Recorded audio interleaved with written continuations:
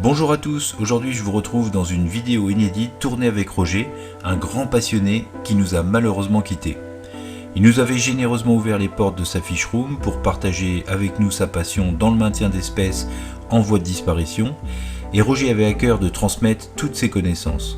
Ensemble, nous avions entamé un sujet sur la sélection des guppies. Alors dans cette dernière vidéo, il nous raconte comment il a lancé son élevage dans sa toute nouvelle batterie spécialement conçue pour ses guppies de sélection.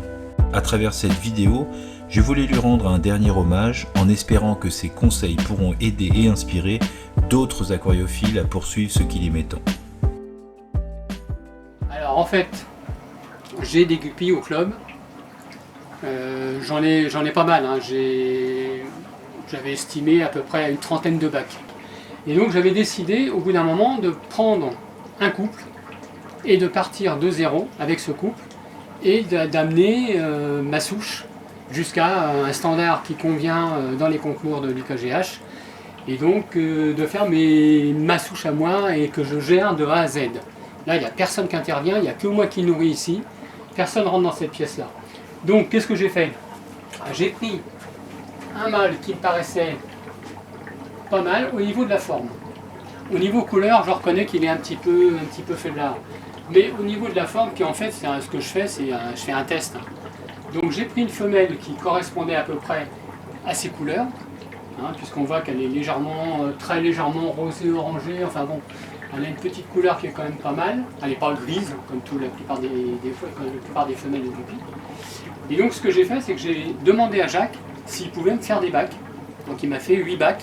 Alors pourquoi 8 bacs? Parce que ça me permettait d'avoir 2 rangées et de pouvoir avoir une gamme suffisamment étendue pour faire de la sélection après. Alors pourquoi de la sélection? Je les ai mis là-dedans et puis je me suis dit elle va me faire des petits. Et oui, elle m'a fait des petits, sauf que elle n'a pas fait les petits que je pensais. Elle m'a fait 2 petits. Donc je suis un peu déçu de ce côté-là, parce que normalement quand ils t'en font, là au club j'en ai une qui a pondu, elle m'a fait une trentaine d'alevins. Alors ce que je vais faire, c'est que je les laisse là. Les alevins sont avec les parents, mais comme ils sont petits, ils ne sont pas encore sexués, donc j'attends. Mais j'ai préparé des bacs à côté. Et après je vais voir ce qui sort. Si j'ai que des femelles, ou que des mâles, ou mâles et femelles, je vais faire ma sélection, c'est-à-dire que je vais prendre par exemple un mâle, que je vais mettre avec la mère, et que je vais mettre dans un autre bac. Et le père, lui, il va être avec une femelle, si j'ai une femelle, et il va être aussi dans un autre bac. Voilà. Et bon, il va rester dans ce bac-là, puisque là, j'ai que 2 alevins. L'objectif, c'est ça, c'est qu'on sépare tout le monde, et on essaye, enfin, moi, ce que j'essaye de faire, c'est de reprendre au maximum les caractéristiques du père, au niveau génétique, avec la fille, et pareil pour la mère. Avec le mâle, l'alevin, enfin le jeune guppy, avec sa mère, pour pareil récupérer, enfin essayer de fixer les gènes et voir ce que ça va donner.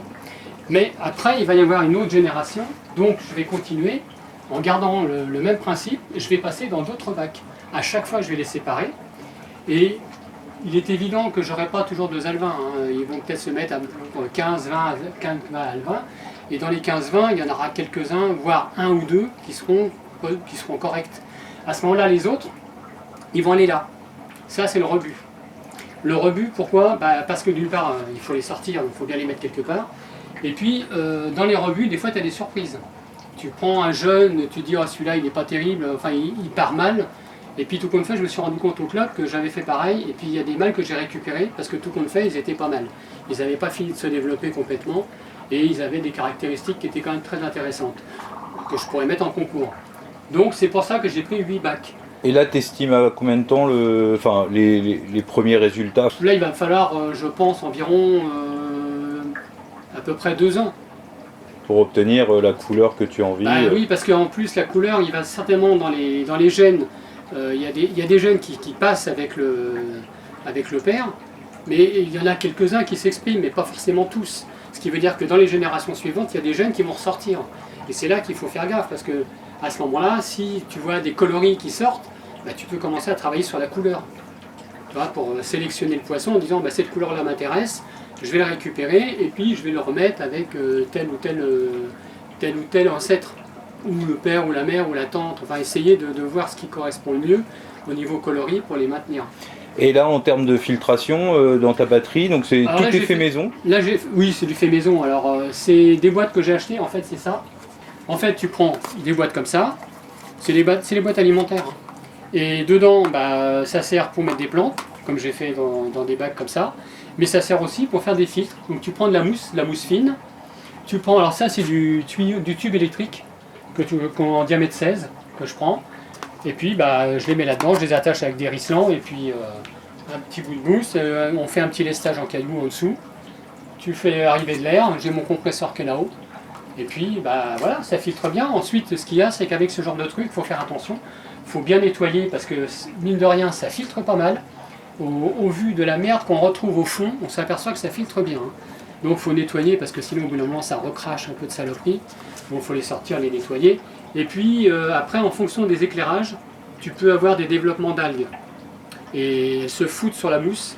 Et au bout d'un moment, donc, si la mousse est épaisse, tu peux passer un petit coup de couteau pour enlever la petite couche superficielle pour que ça redevienne propre. Ou sinon, tu la fous en l'air puis t'arraches plus longtemps. Bon, finalement, on va te donner rendez-vous dans quelques mois pour voir l'évolution et voir comment ça marche. Je te dirais, bon là, il y en a pour un petit moment quand même parce qu'il faut attendre, pour qu'il soit mature, il faut à peu près 2 mois. Bon, à peu près 2 mois. La gestation d'une femelle, c'est 29 jours, on va dire 1 mois. Donc, tu vois, même si, admettons que ça aille très très vite, 2 mois pour qu'il soit mature, 1 mois encore pour qu'il fasse des petits avec sa mère, faut compter 3 mois, donc on veut plutôt sur 3, 4 mois, voire 5 mois, à peu près. Et les femelles, il faut éviter de les laisser aussi trop longtemps sans mâle, parce qu'après elles peuvent devenir stériles. Donc ça c'est un petit peu lourd. Voilà, il n'y aura pas de problème. Bon, bah en tout cas, merci pour cette petite visite. Et puis je pense qu'on se reverra assez régulièrement, hein, je pense. Bon, bah, merci Roger, à bientôt. Voilà. Merci. De rien.